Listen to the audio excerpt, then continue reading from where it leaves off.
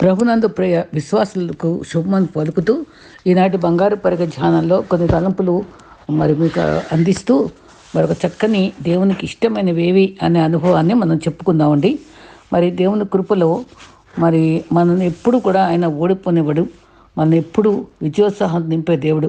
నిరుత్సాహాల మధ్య సహనము, నిరీక్షణ గల వారంగాను, ప్రమాదాల నడుమ ధైర్యంగాను, అలజడుల మధ్య నెమ్మదితోనూ, యాంత్రికమైన పరిస్థితుల నడుమ ఆహ్లాదం గల వాళ్ళంగానూ ఉంటాం. అప్పుడు ఎడారి గులాబీలాగా పుష్పిస్తుంది, చదును భూమి ఏదైనా తోటలా అవుతుంది.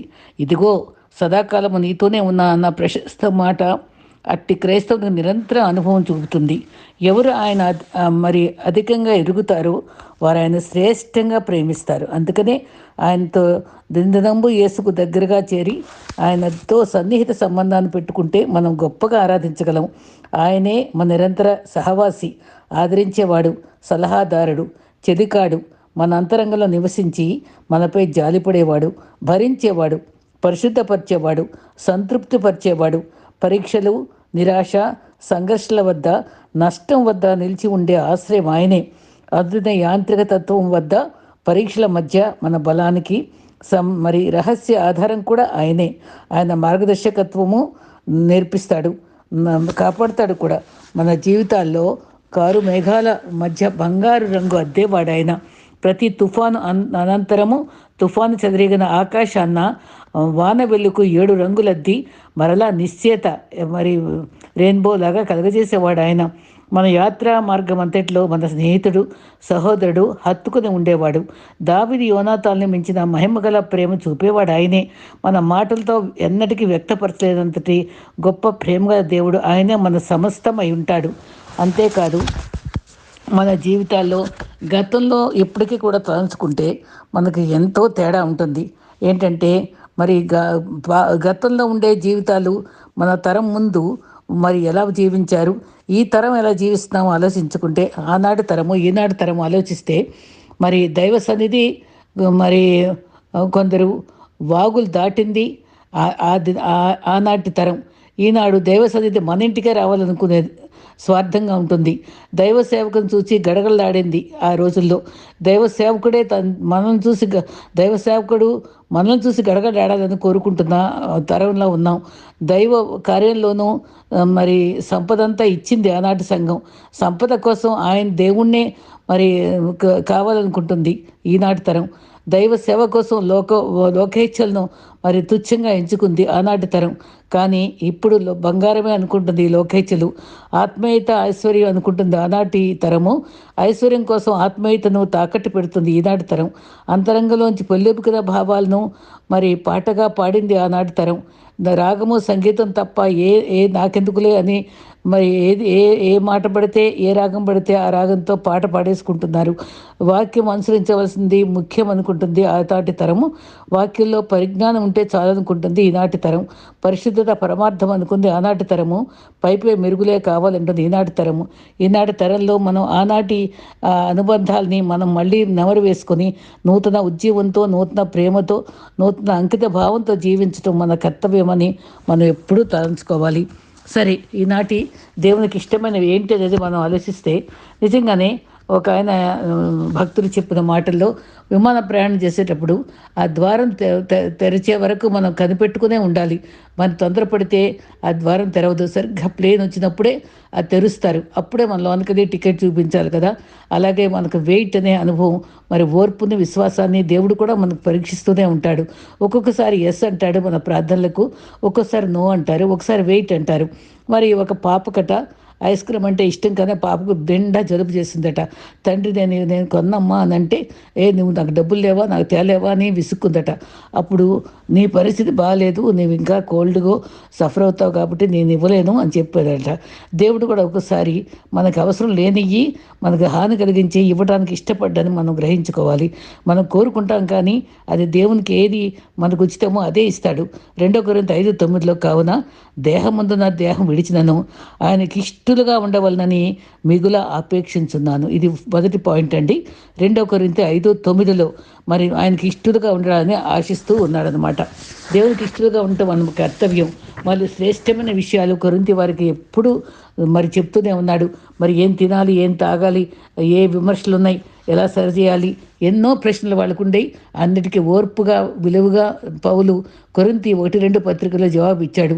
అయితే దేవుని సన్నిధిలో వాక్య ధ్యానంపై ఆశిస్తూ దేవునికి ఇష్టంగా ఉండాలనే కోరికతో మనం ఉండాలి. ఆయన మనుషుల్ని సంతోషపెట్టడానికి ప్రయత్నిస్తాం కానీ దేవుని ఎలా సంతోషపెట్టాలి, దేవుని మాత్రమే ఎలా సంతోషపెట్టాలి, అది మన యొక్క ప్రత్యేక కర్తవ్యమై ఉన్నది. క్రీస్తు జీవితం వలె మన రూపాంతరం పొందాలని, ఆయనకి ఇష్టంగా జీవించాలని మనం తప్పించాలి. మన జీవితకాలం అంతా ఆయనకు మహిమ తేవాలి. నీకు ఇష్టంగా జీవించాలి ప్రభు అని మనం అనుకోవాలి. మరి గోదావరి ప్రాంతంలోనంట విలస అనే చేప ఉంటుందట. అది సముద్రంలో నుంచి మళ్ళా నదిలోకి వచ్చినప్పుడు ఎర్రటి నీరు తాగి పులసగా మారిపోయి రుచికరమైన చేపగా మారిపోయి ఎంతో విలువగా ఉంటుందట. అది ఎన్నో వేలు పెట్టి కూడా కొనుక్కునే వాళ్ళుగా ఉంటారట. అది ఇతరులను ఎవరైనా సంతోషపెట్టదలుచుకుంటే ఆ కూర బెండకాయలో వేసి మట్టి మరి పాత్రలో వండితే అది కొంచెం ఒక రోజంతా అలాగే కదలకుండా ఉంచి తింటే ఎంతో రుచిగుంటుందట పులస. అది ఆ ప్రాంతం వాళ్ళకి ఎంతో ప్రత్యేకత. మరి ఆ రకంగా మన జీవితాలు కూడా మరి విలసగా ఉన్నప్పుడు, మరి ఎదురీది కష్టాల్లో అది నది మంచి నీరు తాగినప్పుడు అది పులసగా మారిన రీతిగా మన దేవుని వాక్యాన్ని మనం మరి శ్రమలు ఎదురైనప్పుడు రుచికరమైన వారంగా పులసగా మారిపోతాం. దేవునికి ఇష్టంగా ఉండాలి మనం. అలాగే మన సమస్యల్లో మరి మరి హెబ్రీ మరి రెండో అనుభవం గమనించుకుంటే హెబ్రీ 13:16 హెబ్రీ 13:16 ఉపకార ధర్మము చేయ మర్చిపోకుడి, అట్టి యాగము దేవునికి ఇష్టమైనది. ఇప్పుడు నా టాపిక్ ఏంటి, దేవునికి ఇష్టమైన ఏంటి అని కాదు. రెండవ మాట, మరి ఉపకార ధర్మం చేయడం దేవునికి ఇష్టం. అయితే స్తుతి యాగం చేయడం కూడా దేవునికి ఇష్టం. ఆయన నామమును ఒప్పుకొలుచు జిహ్వ ఫలమును అర్పించుదాము.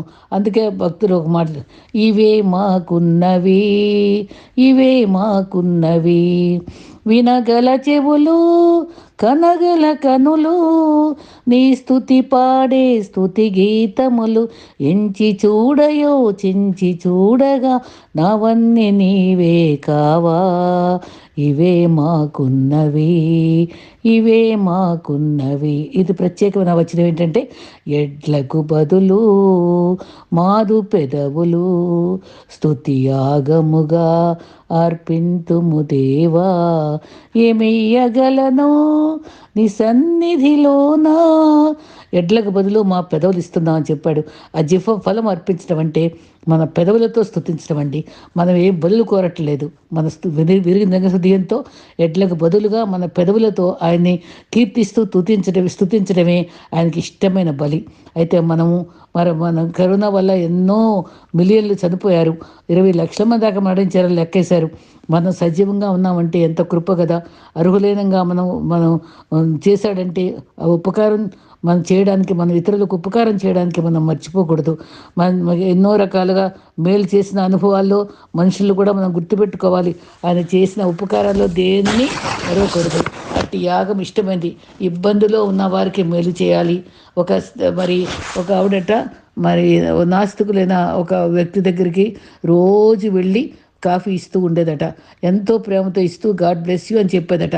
అక్కడ ఉండే పేదవాళ్ళందరికీ కాఫీ అందించేదట పొద్దున్నే. ఆ నాస్తికుడు అంతా గమనించి, అమ్మా నువ్వెంత ప్రేమగా నువ్వు చూపిస్తున్నావు, నీ ప్రేమ నీ సత్క్రియలు గమనిస్తూ నీకు స్ఫూర్తి ఏంటి అంటే, నా దేవుడు నాకున్నాడు, ఆయన నమ్ముకున్నా అని చెప్పిందట. అప్పుడు ఆ నాస్తికుడు, నీ ప్రేమను చూసి నేను దేవుడున్నాడని నేను నమ్ముతున్నానమ్మా అన్నాడట. మన క్రియలు మన ప్రేమను చూసి ప్రభువును మహిమపరిచే రీతిగా మనం జీవించాలి. మన హృదయాల్లో క్రీస్తు ప్రేమతో నింపబడినప్పుడు మన ప్రభు ప్రేమ మనల్ని బలవంతం చేస్తుంది. స్తుతి యాగముగా చేస్తూ మన ఉపకారాలు చేయడం కూడా అది ఆయనకి ఇష్టమని మనం గ్రహించుకోవాలి. మనం ఒకసారి మన బురదలో తిరిగినప్పుడు, మన కాళ్ళు మురికైనప్పుడు అది ఎన్నో నీళ్లతో కడుక్కోవాల్సి వస్తుంది. ఒకవేళ పెయింట్ అంటుకుందంటే కిరసనాయిల్ కానీ టర్పంటైన్ కానీ వాడుకోవాలి. అయితే మన పాప డాగులు పోవాలంటే పవిత్రమైన క్రీస్తు రక్తమే దానికి సూట్ అవుతుందండి. మరి బట్టలు మురికైతే రిన్స్ సబ్బు మరి దాన్ని సంస్కారవంతమైన సబ్బు వాడండి అని అడ్వర్టైజ్ చేస్తారు. అది నిజంగానే మన సంస్కారం లేకపోయినా సబ్బు కన్నా ఉందన్నాడు. నిజంగానేనండి. మనము మరి మురికి పోవడానికి ఏ మురికిని ఎలా పోగొట్టుకోవాలో అనేది మనకు తెలిసినట్టుగానే మన పాప డాగులు పోవాలంటే పవిత్ర రక్తమే పనిచేస్తుందండి. ఆ స్వచ్ఛమైన రక్తం మన పాపాలన్నీ కడిగి మనకు పాప భారమంతా తీసి పరమానందభరితులు చేస్తుంది. రక్షణానందంతో ప్రతిరోజు మనం జీవించడానికి కృపనిస్తుంది. మరి సంపాదనకి అక్రమమైన మార్గాలు చూడకుండా ధర్మంగా బతకడానికి కూడా దేవుని కృప చూపిస్తాడు. మరి రోమా 14, 17, 18లో దేవుని రాజ్యము భోజనము పానము కాదు కానీ పరిశుద్ధాత్మ ఎందలి మరి నీతి సమాధానం ఆనందము. క్రీస్తు దాసుడైన వాడు దేవునికి ఇష్టడుగాను మనుషుల దృష్టికి యోగ్యముగాను ఉంటాడు. ఇవన్నీ ముఖ్యం కాదు. దేవుని దాసుడు మరి దాసుడుగా ఉండటం అంటే ఆయనకు లోబడి జీవించటం, ఆయన ఇష్ట ప్రకారంగా జీవించటం, ఆయన చిత్తానుసారంగా జీవించేవాడే దేవునికి ఇష్టంగా ఉంటాడు. దేవుని రాజ్యాన్ని సూచించాలంటే అది భోజనము పానం కాదు కానీ నీతి సమాధానము ఆనందంగా ఉంది. ఇప్పుడు మనం దేవుని దాసులుగా ఉంటాం, మనం బానిసలం కాదు. అంటే కానీ బానిసలమైన మనిషి ఒక విధంగా స్వతంత్రంగా దేవునిలో ఉన్నప్పటికీ మనం దేవుని యొక్క ఆజ్ఞలు పాటించే బానిసలంగానే ఉండాలి ఒక్కోసారి. మరి దీనికి ఆయన చిత్త ప్రకారంగా నడిస్తేనే ఆనందపరచగలం. మరి డైకోనస్ అంటే పూర్తిగా సంతోషంగా సేవ చేయడం అంటండి. అంకిత భావంతో సేవ చేయడం. డౌలోస్ అంటే బాధతో సేవ చేయడం. చాలామంది బిల్లులాగా ఉద్యోగాలు ఎక్కడ నిద్ర లేనట్టు ఉద్యోగం దగ్గరే నిద్రపోతూ ఉంటారు, నిర్లక్ష్యంగా పనిచేస్తారు, సెలవులు పెడతారు. ఏదో డబ్బు కోసం మనం తాపత్రయపడుతూ ఉద్యోగాలు ఆషామాషిగా చేసేవాళ్ళుగా ఉంటారు. అలా కాదు, నమ్మకంగా పనిచేయాలి. ఒకంగా కొందరు పనిచేసేవారు అది యజమానులకు పళ్ళకు పులుసుగాను కళ్ళకు అంటే మరి కళ్ళకు కూడా అది ఆటంకరంగాను బాధకరంగాను ఉండేవాళ్ళుగా ఉంటారట పులుసుగా. అయితే పళ్ళకైతే పులుపుగాను కళ్ళకు పులుసుగాను ఉంటారట. అలా మనం ఇతరులకి బాధకరంగా ఉండకుండా ఇష్టపూర్వకంగా సంతోషకరంగా మనకి ఇవ్వబడిన పని ఎంతో యథార్థంగా చేసేవాళ్ళుగా ఉంది. పనిలో నిపుణత కనవాళ్ళను చూసిదేవా ఆ రాజులు ఎదుట పొగడబడతాం. మనం పని అంతట్లో నమ్మకంగా మనం పనిచేసేవారుగా ఉండాలి. మరి యజమాని మెప్పించేవాళ్ళుగా సంతోషపెట్టేవాళ్ళుగా ఉండాలి. యజమానే సంతోషపెట్టమే కాదు, మనం ముఖ్యంగా ప్రాధాన్యతనిచ్చే దేవుని సంతోషపెట్టే దేవుడు చూస్తున్నాడని ఎవరు యజమాని చూడకపోయినా యథార్థంగా చేయడం మన నమ్మకం. మరి పనిచేస్తే నమ్మకంగా కొనసాగాలి, పని తప్పించుకోకూడదు, జీతానికి న్యాయం చేయాలి. యోసేపు నమ్మకంగా ఉండేటప్పుడు పొతీఫర్ కూడా ఒక్కొక్కసారి పరీక్ష పెట్టి ఆ ఇంటిలో ఎక్కడ పడితే అక్కడ డబ్బులు పడేసేవాడట, విసిరేసేవాడట. అవన్నీ తప్పించుకుని అవి ముట్టుకోకుండా జాగ్రత్తగా తను యథార్థంగా జీవించాడట. మరి ఒకసారి ఇద్దరు బాయ్స్కి 25 లక్షల బ్యాగ్ దొరికిందట. సూటుగా వెళ్ళిపోయి పోలీస్ స్టేషన్లో అప్పు చెప్తే వాళ్ళని ఎంతో అభినందించి ఫోటో తీసి పేపర్లో వేశారట. నిజమే, అంత నిజాయితీగా ఉండటం దేవుని బిడ్డలకు తప్ప ఇంకెవరికీ సాధ్యం కాదు కదా. మరి ఒక రోజట ముంబైలో ఒక ఆటో డ్రైవర్ జరిగిన కథ. ఆటో డ్రైవర్ ఉండేవాడట. అయితే తను ఒక స్కూల్లో ఒక హెడ్ మాస్టరు ప్రిన్సిపాల్ గారు వాళ్ళ పిల్లలకి గిడియన్ బైబిల్స్ పంచుతానంటే వద్దు, ఈ మత ప్రచారంగా చేస్తారు, ఇది పిల్లల్ని స్పాయిల్ చేయొద్దు, నేను ఒప్పుకోనని పంపించేశారట గిడియన్ పంచే వాళ్ళని. సరే, ఒకసారి అక్కడ ఆ ప్రాంతంలో ఉండేటువంటి ఆటో డ్రైవరు ఆ ప్రిన్సిపల్ గారి దగ్గర ఉండే పనిచేసే ఇద్దరు టీచర్లను తీసుకొని బ్యాంకుకి వెళ్ళి మీరు డబ్బులు తీసుకుని రండి, జీతాలు పంచాలి అని బ్యాంకుకి ఆయన పంపించారట. వాళ్ళు 5 లక్షలు బ్యాగ్లో పెట్టుకుని ఒక ఆటోలో ఎక్కారట. తీరా దిగేటప్పుడు నీ దగ్గర ఉంది అనుకుని వాళ్ళిద్దరి దగ్గర ఆ బ్యాగ్ లేదు, అది అక్కడే ఆటోలో వదిలిపెట్టేశారట. అయితే వాళ్ళని చూసి మరి ప్రిన్సిపల్ గారు చాలా తిట్టారట. ఏంటి ఇలా చేశారు, మీరు ఇలా నిజాగ్రత్తగా ఎందుకున్నారని చాలా కోపడే టైంలో పరిగెత్తుకుని ఆ ఆటో డ్రైవర్ పరిగెత్తుకొచ్చి, బాబు ఇదిగోండి నాకు ఈ ఆటోలో ఈ 5 లక్షలు దొరికిందండి, వదిలిపెట్టేశారు వీళ్ళిద్దరూ, ఇక్కడే పెట్టాను వాళ్ళని అని తీసుకొచ్చి అది అందిస్తే ఆశ్చర్యపడ్డారట. ఏంటయ్యా ఇంత నమ్మకంగా నువ్వు ఎలా తీసుకొచ్చావు, నీకు ఇది ఎంత పేదవాడికి డబ్బు అంటే ఆశ ఉండాలి కదా, నువ్వు ఇలా ఉన్నావు ఏంటంటే, బాబు నా బాబుని ఒక స్కూల్లో పెట్టినప్పుడు వాళ్ళు బ్లూ అట్ట బైబిలు గిడియన్ బైబిల్ అని తెలీదు. ఒక పుస్తకం ఇచ్చారు. అది మా బాబు అన్నాడు, నాన్న నువ్వు ఖాళీగా ఉన్నప్పుడు చదువుకో అని నాకు ఇచ్చాడు. నేను జేబులో పెట్టుకుని నాకు ఆటోలో పని లేనప్పుడు అది చదువుకుంటూ ఉన్నాను. తీరా అది చదివే టైంలో ప్రభు దేవుడు నాతో ఆ వాక్యం ద్వారా మాట్లాడాడు. మరి అది ఏంటంటే మరి హెబ్రీ 13లో ధనాపేక్ష లేని వారై మరి దానిలో సంతృప్తి పడి ఉండాలి, కలిగిన దాంట్లోనే సంతృప్తిగా ఉండాలి అనే ఆ వాక్యం నాకు చాలా ప్రభావితం చేసింది. నా ఆలోచన విధానము, నా జీవిత విలువలనే మార్చేసింది అని ఆయన ఎంతో వినయంతో సాక్ష్యం చెప్పాడట. అప్పుడు తను ఎంతో సిగ్గుపడి గిడియన్ వారికి ఫోన్ చేసి మా స్కూల్లో పిల్లలందరికీ బైబిల్ పంచమని ప్రాధేయపడాడట. నిజంగానే ఒక్క చిన్న సంఘటన అవ్వచ్చు, కానీ ప్రభు ఒక్కొక్కరి జీవితాల్ని పేదవారైనా సరే ఎంతగా ప్రభావితం చేస్తారో, క్రీస్తు కొరకు ఎంతగా సాక్షిగా ఉండటానికి ఉపయోగపడతారో మనం ఈ అనుభవాల ద్వారా తెలుసుకోగలుగుతాం. మరి ప్రయోజనకరంగా మనం మరి నిజంగానే ఎన్నో మందులు కనిపెట్టిన వాళ్ళు క్రైస్తవులే, విమానం కనిపెట్టిన వాళ్ళు క్రైస్తవుడే, పోలియో కనిపెట్టిన వాడు క్రైస్తవుడే, పెన్సిల్ కనిపెట్టిన వాడు క్రైస్తవుడే. మరి ఈ రకంగా మరి హిందువులందరూ కూడా ఈ అన్ని మందులు వాడుతున్నారు. అది వారు కులము మతం అని ద్వేషిస్తారు, కానీ మరి దేవుడు బిడ్డలు చేసిన మందులు వాడుకుంటున్నారు కదా, అదే గ్రహించుకోరు. కానీ మనం లేఖనాలు నమ్మాలి, దీవెనకరంగా ఉండేటువంటి లేఖనాలని అనుసరించాలి. మరి ఇటు మనుషులే దేవునికి ఇష్టం. మరి పలికి మోసే రాజులు మనకి మోసేవారు, రాజు కానీ రాణి కానీ లోపల పలికలు గత రోజుల్లో రాజుల కాలంలో ఉండేది, ఇష్టంగా మోసేవారు. అది నిజంగా పాడి మోసేవాళ్ళు విచారంగా చేస్తారు, కానీ రాజు రాణిని మోసేవాళ్ళు ఇష్టంగా చేస్తారు. మనం రాజుల రారాజును మనం సేవిస్తున్నాం. ఆయన్ని మనం హృదయాల్లో మోయాలి, ఆయన సంతోషపెట్టాలి, ఆయన కొరకు నమ్మకంగా పనిచేయాలి, ఆయనకి ఇష్టంగా పనిచేయాలి. ఆయనకి ఇష్టం ఏదో మనం గమనించుకుని చేయాలి. మనం ఏది చేస్తే ఆయనకి ఇష్టం ఉండదు, ఏది చేస్తే మనం ఆయన ఇష్టపడతాడు అనేది ప్రతి దినము మనం మరి ఆలోచించుకొని చేయడానికి మనం సిద్ధపడాలి. మరి ఇష్టమైన దాసులుగా మనం ఉండాలి. ఇంటి వారిని సంతోషపెట్టే మనస్ఫూర్తిగా మనము ఇంటి వారిని కూడా సంతోషపెట్టాలి. కుటుంబీకుల రక్షణ కోసం కన్నీరు కార్చాలి, వారి యొక్క సంతోషం కోసం, వారి ఇష్టం కోసం. మరి నిజంగానే హౌస్ వైఫ్ ఎవ్వరూ ప్రశంసించే అనుభవం ఉండదు. కొన్నిసార్లు ఎన్నో త్యాగాలు చేయాల్సి వస్తుంది. ప్రభు మనం చూస్తూ ఉంటాడు. మన ఇంటి వారికి మనం నమ్మకంగా చేయాలి, మన సమాజానికి నమ్మకంగా ఉండాలి. అన్నిటికీ మించి దేవునికి ఇష్టంగా నేను ఈ పని చేయడం వల్ల దేవుని కొరకు మన బిడ్డల్ని పెంచాలి, దేవుని కొరకు ఇంట్లో పని చేయాలి. ఏది పని చేసినా ఒకసారి ఒక మంచి పని చేస్తున్నటువంటి దేవాలయం నిర్మాణంలో ఉండే ముగ్గురు పని వాళ్ళని పరీక్షించడానికి ఒక ఆయన అక్కడికి వచ్చారట. వచ్చి నీవేం చేస్తున్నావు అంటేని, ఏం చేయాలి, నా పిల్లల్ని పోషించాలంటే నేను కష్టపడాలి కదా, ఇదిగో ఈ ఉలితోటి ఈటలతోటి రాళ్లతోటి నేను కొట్టుకుని చస్తున్నాను రోజును, నాకు విసుగ్గా ఉంటుంది, అయినా తప్పదు, మళ్ళీ పిల్లల్ని పోషించాలి కదా అని అన్నాడట.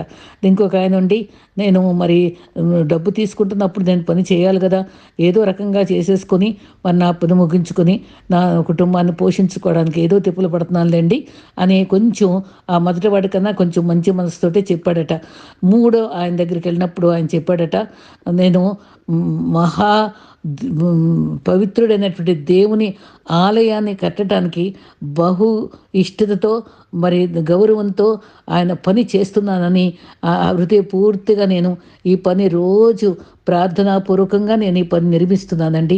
అది ఎంత మహత్తరమైన కార్యము నా చేతుల ద్వారా దేవుడు చేయించుకుంటున్నాడని ఆనందంతో చేస్తున్నా అని చెప్పాడట. నిజంగానే మనం 3 రకాల మనుషుల్లో ఏదో ఒక వ్యక్తిగా ఉంటామండి. కానీ ఆ మూడో వ్యక్తిలాగా దేవునికి ఇష్టమైన రీతిగా మన ఇంటి పనులే అవని, మరి ఏ పనైనా సరే దేవుని పనిలో అవని, నన్ను మరి పిలిపించి 2వ అధ్యాయం చెప్పబడిన రీతిగా అందరూ ఇతరుల కార్యాలు చూస్తారు, కానీ దేవుని కార్యాలు చూడరు అనే మాట.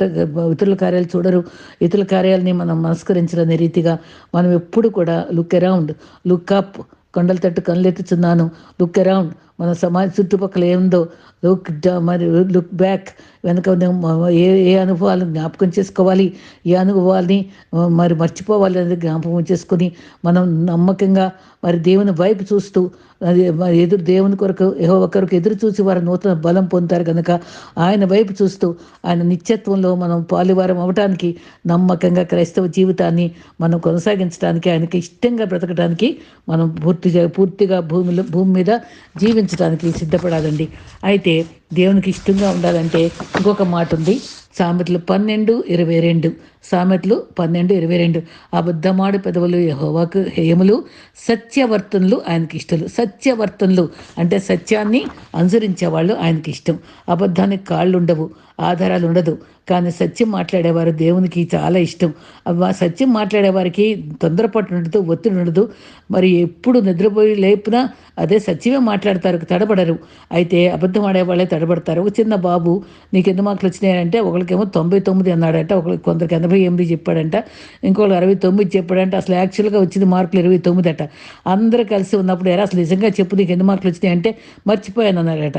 నిజంగానే అబద్ధాలు చెప్పేవాడికి మరి తొట్టుపాటు ఉంటుంది, ఏదో రకంగా తప్పించుకో చూస్తారు. కానీ సత్యం మాట్లాడేవాడికి ఎప్పుడు ఒకే మాట, దానికి నష్టపడినా పర్వాలేదు. సత్యంకి చిత్రహింస అనే పుస్తకం నేను చదివాను. నిజంగానండి, కొన్నిసార్లు సత్యానికి చిత్రహింస పడాల్సిన అవసరం ఉంటుంది. మానసికంగా ఎన్నో రకాల ఒత్తిడికి గురవుతాం. కానీ ప్రభు కొరకు మనం సత్యం మాట్లాడినప్పుడు సత్యం మనం స్వతంత్రం చేస్తుంది. అది విజయం, ఎప్పుడు సత్యానికి విజయం ఉంటుంది. అందుకని మనం సత్యవర్తులుగా ఉండాలి, అది ఆయనకి ఇష్టం. మరి చివరిగా సర్వోన్నతమైన స్థలముల్లో దేవునికి మహిమ. లూకాసు వార్త 2:14 దూత చెప్పిన మాటల్లో సర్వోన్నతంబగు స్థలములలో దేవునికి సంపూర్ణ మహిమగుగాక. ఇహ ఇక మరి మనుషులందరికీ సమాధానం కలుగునుగాక. హల్లెలూయా అని పాడారు వాళ్ళు. ఆయనకి ఇష్టులైన మనుషులకు భూమి మీద సమాధానము. ఇష్టులైన మనుషులు మాత్రమే భూమి మీద అతి నెమ్మదితో సమాధానంగా ఉంటారని గుర్తుపెట్టుకోవాలి. స్తుతి యాగం చేసేవాడానికి ఇష్టము, దేవుని చిత్తము నెరవేర్చే వాళ్ళకి ఇష్టము, సత్యవర్తనలు ఆయనకి ఇష్టము. ఈ రకంగా ఈ మరి దేవుని సమయం కోసం కనిపెట్టుకుని ఉపకార ధర్మం చేయవారు ఆయనకి ఇష్టము, చేతనైన సహాయం చేసే వాళ్ళకి ఇష్టము. మన జీవితంలో ఇవన్నీ కూడా మనకు తెలిసినవే. కానీ ఇది హెచ్చరింపబడినప్పుడు మనం ఈ సూటిగా ఈ మాటలను మనం జ్ఞాపకం చేసుకుని ఆయనకి ఇష్టంగా జీవించడానికి, కష్టంగా కాకుండా ఇష్టంగా జీవించడానికి, ఆయన మహిమపరచడానికి, ఆయన ఎల్లప్పుడూ కూడా ఆయన మహిమపరచుకోవడానికి ఆసక్తి కలిగి ఉండటానికి, ఆసక్తి ఎందు మాంజులు కాక ఆత్మ ఎందు తీవ్రత గలవారమై ప్రభు కొరకు మనం మరి ఇష్టపూర్వకంగా చేయడానికి మరి కనిపెట్టి ఆయన కొరకు యెహోవా కొరకు సహనంతో కనిపెట్టి ఆయన చెవి యొగ్గి ఆలకించే ప్రార్థనలు బట్టి మనం ఉజ్జీవంతోనూ మరి ఆత్మీయంగాను ప్రభువులో జీవిస్తూ అడుగడుగును వేస్తూ ఆయన చేయి పట్టుకుని సదాకాలం మీతో ఉన్నాను, ఇదిగో పొరుగు వంటి యాకోబు నీ కుడి చేతితో నేను చేయి పట్టుకుని ఉన్నాను, భయపడకు అని ఇచ్చిన అభయాలన్నీ జ్ఞాపకం చేసుకుని యెహోషువ నేను నా ఇంటి వారును యెహోవాని సేవిస్తామనే ధైర్యంతో మనం మన కుటుంబాలతో మన సమాజంలో మరి ఆయనకి ఇష్టపూర్వకంగా జీవిస్తూ మాదిరికరంగా జీవిస్తూ మరి మన మంచి జీవించినప్పుడు మన కుటుంబానికి ఆశీర్వాదాలు దొరుకుతాయి. మనం చెడుగా ప్రవర్తిస్తే మన శాపాలు తెచ్చుకొని తరతరాలుగా మన ఉగ్రత పాలవుతాం. కానీ మరి మనం మంచి చేసినప్పుడు మన 1000 తరాల వరకు ఆ దీవెన మనకుంటాయి. నిజంగా యాకోబు ఏమాత్రం వాడు మోసగాడే కదండి. కానీ ఇశ్రాయేల్ జనాంగంతో 12 గోత్రాలని ఎంతగా ఇప్పటికీ కూడా ఇశ్రాయేలు ఆశీర్వాదకరమైన దేశంగా మారటానికి ఆ చిన్న వ్యక్తిత్వం ఎంతగా సహకరించిందండి. మనం ఇప్పటి వారం మన హెబ్రీ 11లో ఉండే విశ్వాస వీరుల జాబితా తలంచుకుంటే మనకు నేటి తరానికి కూడా ఒక జాబితా పెట్టుకుంటే మనం ఆ తరంలో ఉండగలమా? ఇలా నీతిగా బతికాం, విశ్వాసంతో బతికామని దేవుడు చెప్పగలడా? అటువంటి జీవితం ఇప్పటికైనా జీవించడానికి ఆరంభిద్దాం. ప్రభు ఇలాంటి దినాల్లో అత్యధికమైన దీవెన, కృప మరి సిద్ధపాటు మనకి ఆత్మీయంగా ఇచ్చి ప్రేమలో నడిపించాలని, ఆయనకి ఇష్టలుగా జీవించాలని ప్రార్థిస్తూ ముగిస్తున్నాను. ఆమెన్.